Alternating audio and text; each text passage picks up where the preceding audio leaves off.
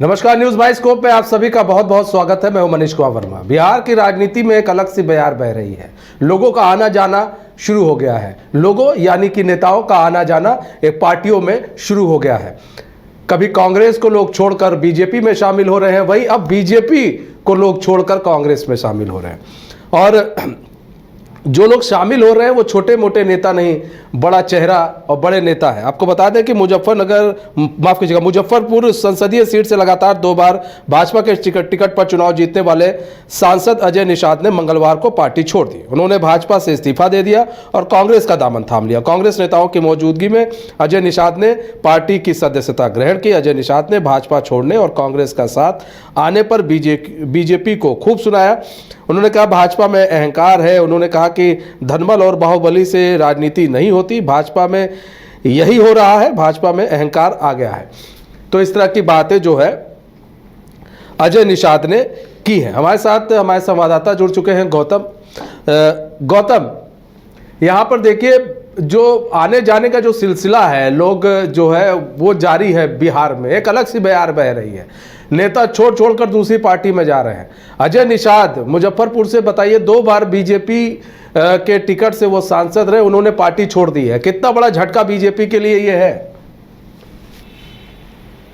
और बिल्कुल देखिए, जिस तरीके से बिहार में बीजेपी दावा कर रही है कि अब की बार 40 के पार और पूरे देश भर में एनडीए 400 के पार और बीजेपी देश भर में 470 के पार, तो ये जो संकल्प प्रधानमंत्री नरेंद्र मोदी ने लिया है, इस संकल्प को अगर वाकई धरातल पर देखना होगा। लेकिन मुजफ्फरपुर से जिस तरीके के जो अभी मामला सामने आया है, उसमें अजय निषाद जी के जो नाराजगी रही है और कांग्रेस में दामन थाम लिया, उसकी सफाई में आज दिन भर भारतीय जनता पार्टी की तरफ से बयान आए हैं। और थोड़ी देर पहले तक के जो बयान थे उसके मुताबिक था कि उनको कोई इंतजार करना चाहिए था, भरोसा करना चाहिए था, क्योंकि ये पार्टी संगठन बहुत ही मजबूती के साथ तमाम कार्यकर्ताओं का ख्याल रखती है। और यही वजह है कि आज हम इस डिबेट पे चर्चा के लिए खुद भारतीय जनता पार्टी के मीडिया सेंटर में हैं, और जहां पर हम एक तरफ से दोनों प्रवक्ताओं को साथ में रखे हुए हैं और उनसे भी बात करेंगे और ये जानने की कोशिश करेंगे कि आखिर क्यों ऐसा हुआ कि मुजफ्फरपुर में नाराज़गी हुई। तो सबसे पहले हम पोद्दार जी से जानने की कोशिश करेंगे।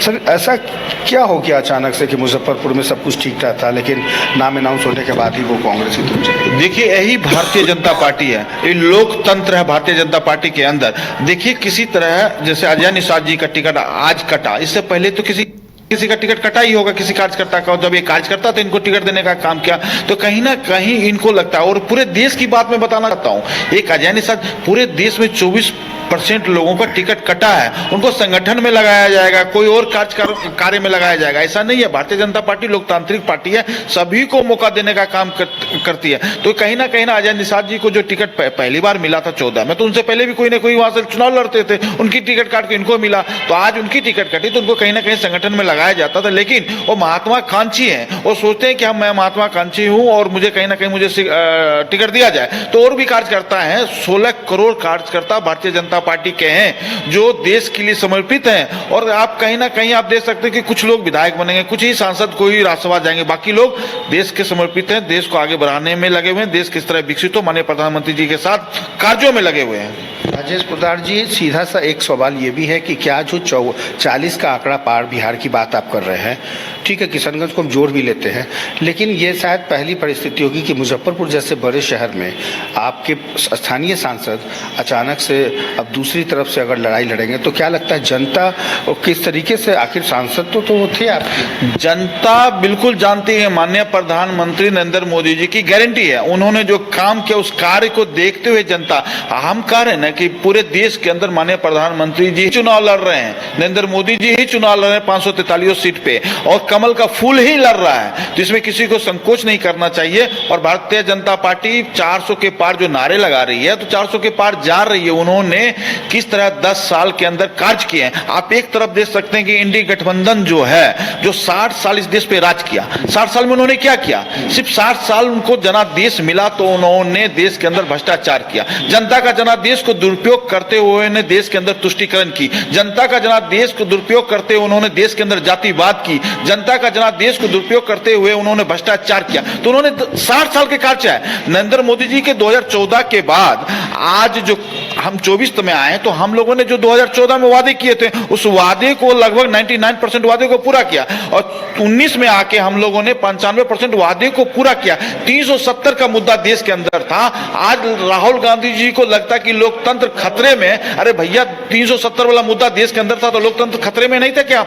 आपको लोकतंत्र आज खतरे में लग रहा है। 74 में जब सारे राजनेताओं को जब जेल में आप इंदिरा गांधी डाली आपकी दादी जी ने, तो उस देश का खतरा नजर नहीं आ रहा था। 76 में किस तरह 5000 साधुओं को मारने का काम किया, गाय को जी हत्या हुई, तो उसमें आपको लोकतंत्र की हत्या नहीं था। आज लोकतंत्र की हत्या लग रही है। 1984 में आप देख सकते हैं दिल्ली के अंदर या पंजाब के अंदर सिख जो हैं, जो हिंदू कौम को बचाने के लिए गुरु गोविंद सिंह जी ने अपने बलिदान दिया, अपने पुत्रों को बलिदान दिया, उनके गले में टायर डाल के मारने वाले जगदीश टाइटलर और उनके एक और सांसद थे, उनका नाम मैं भूल रहा हूं, वो लोग, उस समय लोकतंत्र की हत्या नहीं हुई थी, उस समय भी लोकतंत्र की हत्या हुई थी। लेकिन आज राहुल गांधी जी लोकतंत्र की हत्या नजर आ रही है। हम लोगों ने जो काम किए हैं उस काम पे है। यही अरविंद केजरीवाल 2012 में कांग्रेस को कोसती थी, शीला दीक्षित बेचारी स्वर्गीय हो गई, उनको कोसती थी, कहते कि भ्रष्टाचारी है, सोनिया गांधी भ्रष्टाचारी है। आज आपकी पत्नी उनके बगल में बैठ रही है। अगर राजनीति का गुरु अगर वो अन्ना हजारे को मानते हैं, तो भ्रष्टाचार का गुरु आज देश के अंदर लालू प्रसाद यादव हैं। और अरविंद केजरीवाल ने मंच से साझा करके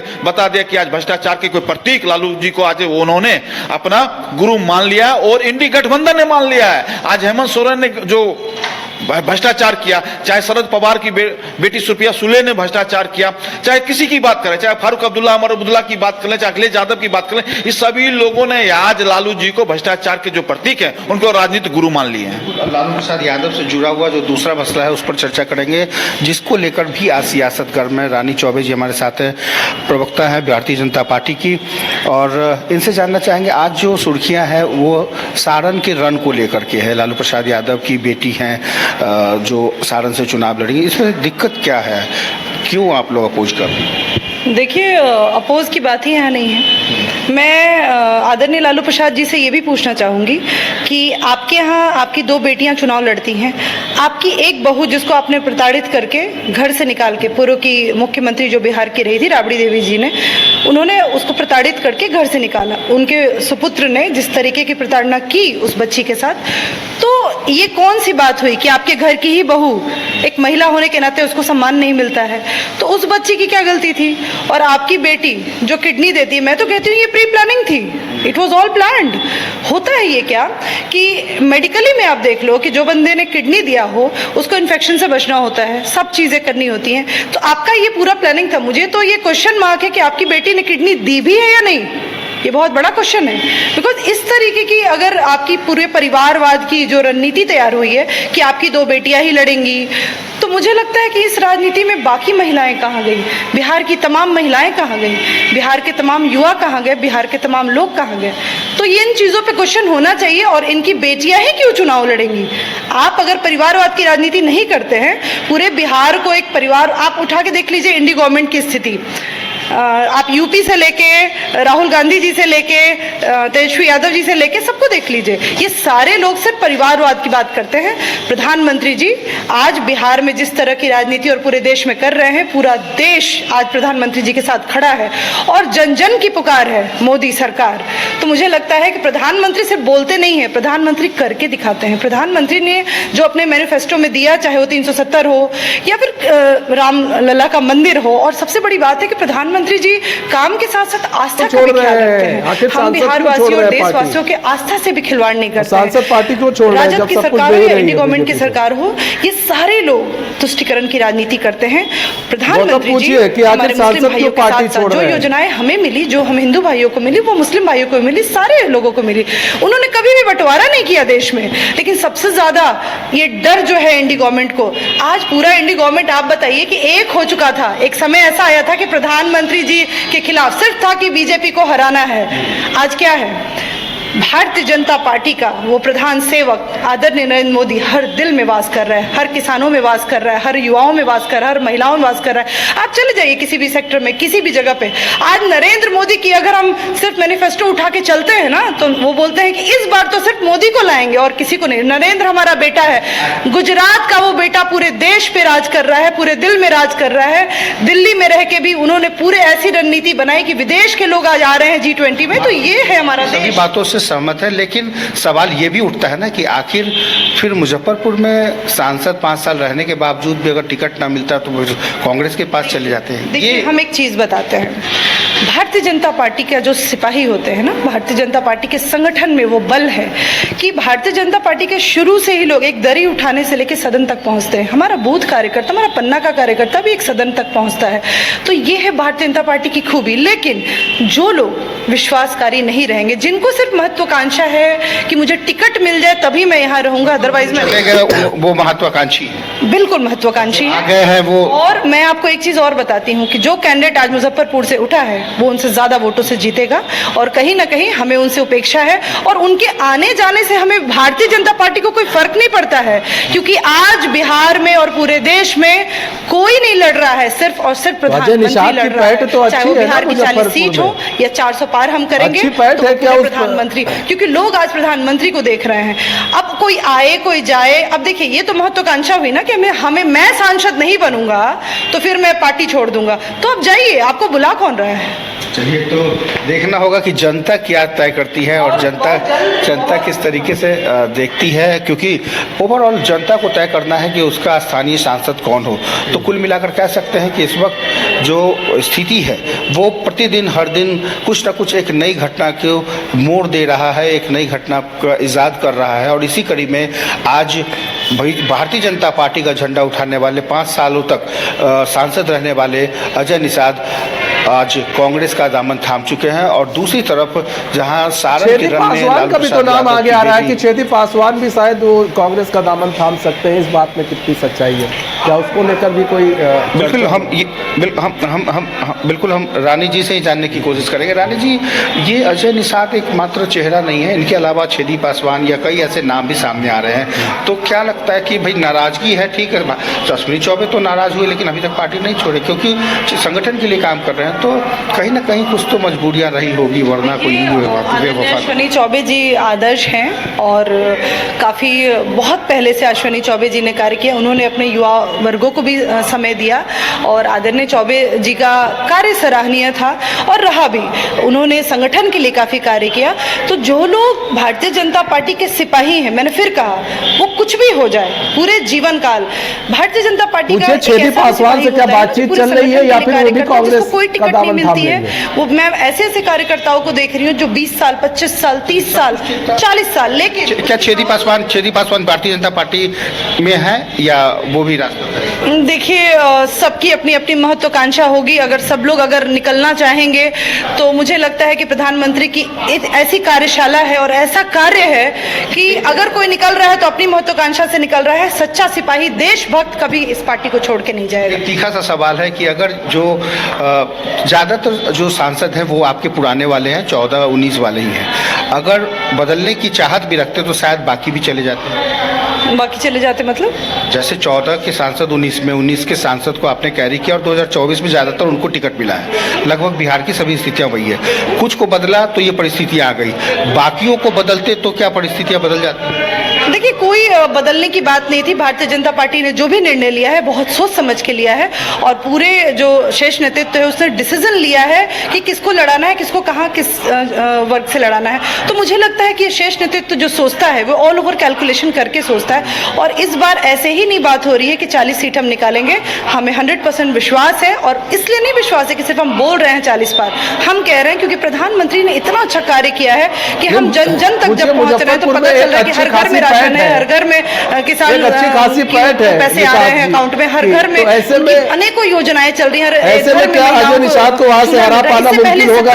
आप उठाइए 70 साल जब कांग्रेस ने राज किया तो चूल्हे पे, हाँ जी, एक मिनट रोकना चाहूँगा। हमारे जो एंकर है मनीष कुमार वर्मा, वो आपसे सीधे तौर पे पूछ रहे हैं कि निषाद जाति के समुदाय के सबसे ज़्यादा लोग हैं मुजफ्फरपुर में। क्या लगता है आपको कि उनके जाने से, चूंकि वो रहते किसी और को समर्थन देते भारतीय जनता पार्टी में, तो शायद आप ज़्यादा लंबी लकीर खींच सकती थी, लेकिन क्या उनके जाने से नुकसान हो सकता है? बिल्कुल नुकसान नहीं, और मैं बोल रही हूँ कि बहुत ज़्यादा बहुमत से हम जीतेंगे, बिल्कुल नुकसान नहीं होगा। और जो आए हैं वो भी काफ़ी सम्मानित हैं और उनका भी अपना वोट बैंक है। और लास्ट टाइम वो जब फाइट किए थे तो आपको पता है कि वो कितने वोट उनको आए थे, और बहुत अच्छा वो निकालेंगे। और मैंने फिर कहा कि इस बार सिर्फ मोदी सरकार, सिर्फ मोदी ही चेहरा है, नरेंद्र मोदी ही चेहरे हैं, इस बार कोई चेहरा नहीं है, पूरे देश में नरेंद्र मोदी लड़ रहे हैं। छेदी पासवान से बातचीत हो रही है? साफ तौर पे रानी जी ये दावा कर रहे हैं। हमारे साथ राजेश पोद्दार जी भी बने हुए हैं। राजेश पोद्दार जी से हम एक बार एक सवाल और लेंगे और उससे जानने की कोशिश करेंगे। जो आपका सवाल है, हमारे जो एंकर हैं इस वक्त मनीष कुमार वर्मा, ये सीधे तौर पे सवाल पूछ रहे हैं कि क्या छेदी पासवान इतने सीनियर लीडर हैं, भारतीय जनता पार्टी के हैं, कि वो भी मन बना रहे हैं बार? देखिए गौतम जी, मनीष जी, मैं आपको स्पष्ट करना चाहता हूं कि जनता ने जनादेश देने के लिए माननीय प्रधानमंत्री जी को मान लिया है। यही राहुल गांधी कहते थे कि मंदिर वहीं बनाएंगे, समय नहीं बताएंगे, लेकिन देश के प्रधानमंत्री नरेंद्र मोदी जी ने सुप्रीम कोर्ट के आदेश से, लोकतंत्र के हिसाब से, संविधान से उन्होंने प्राण प्रतिष्ठा 22 जनवरी और 9:45 पे उन्होंने किया। तो हम लोग जो कहते हैं वो करते हैं। जो देश के प्रधानमंत्री की जो नीति है वही नियत है। चाहे कोई भी कार्यकर्ता हो, सभी लोग लगे हुए हैं कि देश का निर्माण कैसे हो, देश किस तरह विकसित हो, हम लोग उसी पे लगे हुए हैं। और चाहे छेदी पासवान जी से भी मैं गुजारिश करना चाहता हूं कि अगर आप बिहार की विकास चाहते हैं, देश की विकास चाहते हैं, पूरे देश की जनता ने जनादेश देने के लिए मन बना लिया माननीय प्रधानमंत्री जी को, तो छेदी जी आपको मान और सम्मान भारतीय जनता पार्टी ने दिया। आज आपकी पहचान है, तो भारतीय जनता पार्टी ही आपकी पहचान बनाई है। तो कहीं ना कहीं आप भी माननीय प्रधानमंत्री के विचारों पे रहिए कायम। राजेश जी, क्या छेदी पासवान जी को बनाने के लिए कोई टीम गई है? देखिए, छेदी जी से हम लोग गुजारिश कर रहे हैं, कह रहे हैं कि माननीय प्रधानमंत्री जी के नेतृत्व में भी आपको भी काम करना चाहिए। आप सीट आना और जाना और सांसद बनना, समाज की सेवा करना ही महत्वपूर्ण होता है। समाज की सेवा अगर आप सीट पे नहीं रह के भी समाज की सेवा कर सकते हैं। अच्छा, जिनका सीट नहीं, जिनको मिली थी, क्या उन्हें कॉन्फिडेंस में नहीं लिया गया? बिल्कुल ज़रूर कॉन्फिडेंस में लिया गया होगा, और कॉन्फिडेंस इसलिए भी ज़रूरी है। और आपने देखा कि जो ज़्यादातर चेहरे हैं, अगर उनको मालूम है कि अगर बदलते हैं तो शायद परिस्थितियां बदल जाएगी, और दूसरे जो दलों के लोग हैं वो इस मामले को बहुत जल्दी अडॉप्ट कर लेते हैं। यही कारण है कि कांग्रेस से जो लोग आए हैं उनमें भारतीय जनता पार्टी के ने उनको टिकट दिया है। जो लोग दूसरे दलों से आते हैं तो उनकी डील भी इसी आधार पर होती है, चाहे कुछ ना कुछ हो। तो राजनीति है, और राजनीति उस समय तो और भी चरम पर पहुंच जाता है जब लोकसभा जैसा आम चुनाव हो। और इस आम चुनाव में आम जनता ये तय करती है कि 5 सालों तक जो व्यक्ति हमारे लिए, हमारे भौगोलिक या फंडामेंटल राइट्स के लिए जो काम करता है, चाहे वो किसी भी दल में हो, उसके लिए एक सहानुभूति होती है, उसके प्रति एक जिम्मेवार वोटर जो होते हैं वो कुछ ना कुछ जरूर सोचते हैं और वोट करते हैं। उनको पता होता है कि लोकतंत्र के इस पावन पर्व का 5 साल के बाद ही मौका मिलेगा। तो ऐसे में उनकी उम्र जो भी है तो वो 5 साल के बाद ही वो निर्णय ले पाएंगे। तो कुल मिलाकर जो परिस्थितियां हैं वो बहुत साफ है, और भारतीय जनता पार्टी इस पूरे मामले में कहीं ना कहीं ठोक बजाकर ये जरूर निर्णय ली होगी। और जो बातें हुई अजय निषाद जी को लेकर के, तो उनसे जरूर ये बातें हुई होगी। लेकिन आज भी कृष्ण जो आज बिहार सरकार के मंत्री हैं, बीजेपी के सेंट्रल हॉल में उन्होंने प्रेस वार्ता करते हुए कहा कि थोड़ी सी जल्दबाजी कर दी उन्होंने। अगर थोड़ी सी जल्दबाजी नहीं की होती तो शायद उनको एक मौका और भी बेहतर पोजीशन पे रखने के लिए सोचा जा सकता था। तो कहीं ना कहीं इस बात को लेकर के नाराज़गी रही होगी या फिर कोई बात कोई ऑफर मिला होगा, यही कारण है कि सीधे तौर पर उन्होंने।